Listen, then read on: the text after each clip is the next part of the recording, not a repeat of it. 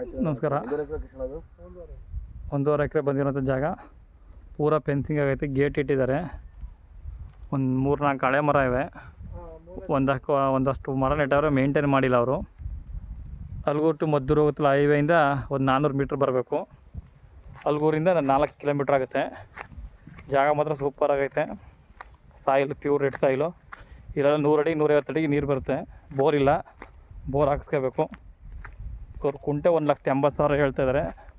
ಡಾಂಬರ್ ರೋಡಿಂದ 3ನೇ ಒಂದು 400-500 ಮೀಟ್ರ್ ಆಗುತ್ತೆ, ಅರ್ಧ ಕಿಲೋಮೀಟ್ರ್ ಆಗುತ್ತೆ.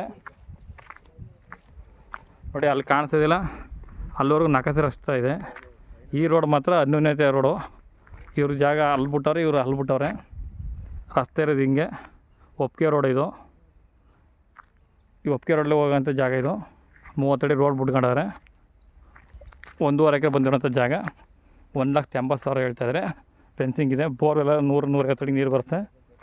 ಒಳ್ಳೆ ಸಾಯಿಲು. ಅಲ್ಗೂರಿಂದ 3.5 ಕಿಲೋಮೀಟ್ರು. ಮದ್ದೂರು ಅಲ್ಗೂರು ಹೋಗೋ ರೋಡಿಂದ ಒಂದು ಅರ್ಧ ಕಿಲೋಮೀಟ್ರು ಇರುವಂಥ ಜಾಗ. ಜಾಗ ಚೆನ್ನಾಗಿದೆ ನೋಡಿ. ಸೂಪರ್ ಇಂಥ ಜಾಗ. ರೆಡ್ ಸಾಯಿಲು, ಕೆಂಪು ಮಣ್ಣು,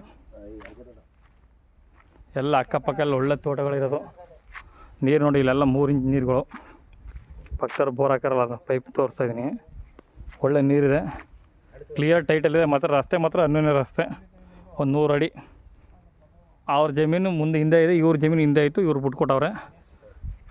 ಈ ಜಮೀನವ್ರದ್ದು ಈ ಜಮೀನು. ಅವಾಗ ಪ್ರಾಪರ್ಟಿ ಮಾರವ್ರೆ. ಇವ್ರಿಗೂ ರಸ್ತೆ ಇಲ್ಲಿಂದ ಮುಂದಕ್ಕೂ ಅವ್ರಿಗೆ ರಸ್ತೆ. ಫ್ರಂಟ್ ಇದರಲ್ಲ ಅವ್ರ ರಸ್ತೆ, ಒಂದೊಂದೇ ರಸ್ತೆ. ರಸ್ತೆ ಏನು ಸಮಸ್ಯೆ ಇಲ್ಲ, ಮಾತ್ರ ಪೇಪರಲ್ಲಿ ಇಲ್ಲ.